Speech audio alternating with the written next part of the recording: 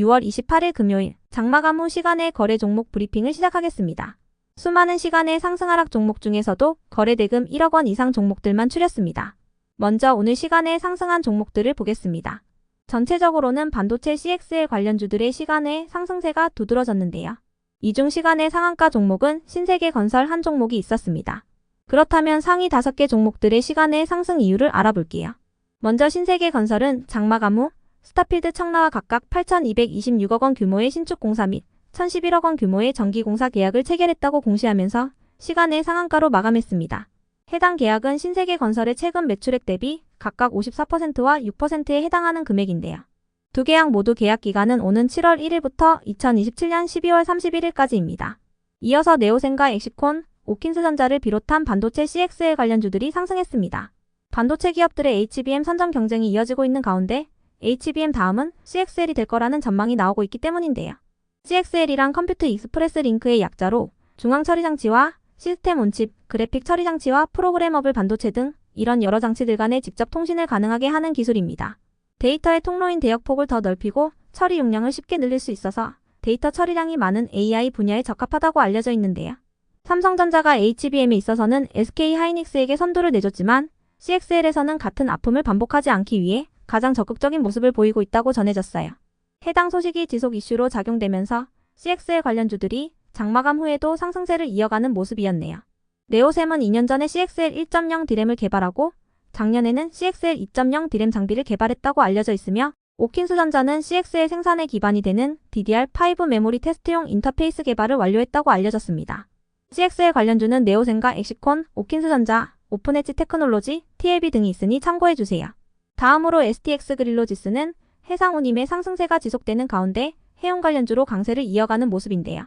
홍해 사태가 지속되는 가운데 미국이 중국산 제품들에 추가적인 관세를 부과하기로 하면서 중국이 그 전에 최대한 많은 물량을 밀어내고 있습니다. 중국의 물량에 밀려 국내 기업들은 배를 잡지 못하고 발만 동동 구르고 있다고 전해졌어요. 웃돈을 주고서라도 배를 쓰려는 업체들이 늘어나면서 해상운임 가격은 연일 상승세를 이어가고 있어요. 수출 비중이 높은 석유화학과 철강, 타이어, 화장품 기업들은 납품 기한을 지키지 못하거나 높은 운임비 때문에 팔면 팔수록 손해가 늘어나고 있다고 전해졌습니다. 이러한 상황은 오히려 해운 기업들에게는 호재로 작용되고 있는데요. 해운 기업들의 실적 기대감이 지속되면서 STX 그릴로지스의 강세가 시간의 장에서도 이어진 모습이었네요. 한편 삼천당 제약은 일본의 탑 제약회사와 비만 치료제로 유명한 위고비 복제약 및 당뇨 치료제인 오젬픽과 리벨서스정 2개 제품에 대해 일본 독점 판매 계약 관련 텀짓을 체결했다고 전해졌는데요. 장마감 후 관련 내용을 다룬 기사가 또다시 나와주면서 시간에 해당 사실이 지속 부각되며 강세를 이어가는 모습이었네요. 다음은 오늘 시간에 하락한 종목들인데요. 이 중 시간의 하한가 종목은 웨스트라이즈 한 종목이 있었습니다. 그렇다면 상위 5개 종목들의 시간의 하락 이유를 알아볼게요. 먼저 웨스트라이즈가 시간의 하한가로 마감했습니다. 웨스트라이즈는 지난주에 최대 주주 변경을 수반하는 주식 양수도 계약 체결과 경영권 변경, 3자 배정 유상증자 공시를 연달아 띄우면서 강한 상승세를 보였던 종목인데요. 7거래일간 100%가 넘는 강세를 이어오다가 투자 경고 종목으로 지정된 가운데 오버행 이슈도 부각되면서 오늘은 약세로 마감했어요. 오버행이란 잠재적인 매도 물량을 뜻합니다. 관련 기사에 따르면 웨스트라이즈의 전환 사채 물량이 시장에 풀릴 경우 오버행이 본격화될 수 있다고 전해졌는데요. 또 다른 기사에는 웨스트라이즈가 인수합병을 재료로 주가를 띄우고 차익을 노리는 세력들의 시나리오가 작동됐을 것이라는 의혹이 제기됐다고 언급됐어요. 이러한 기사들이 연달아 전해진 가운데 장마감 후 예고됐던 전환 청구권 행사 공시가 올라오면서 웨스트라이즈의 강한 매도세가 몰린 것으로 파악됩니다.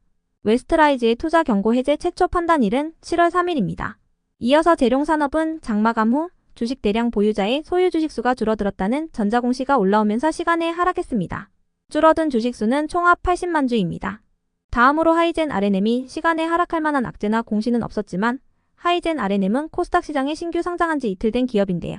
하이젠 R&M은 로봇용 스마트 액추에이터 솔루션 전문 기업으로 상장 첫날 장중에 최고 204%까지 상승 후 종가는 공모가 대비 116% 상승한 가격으로 마감한 바 있습니다.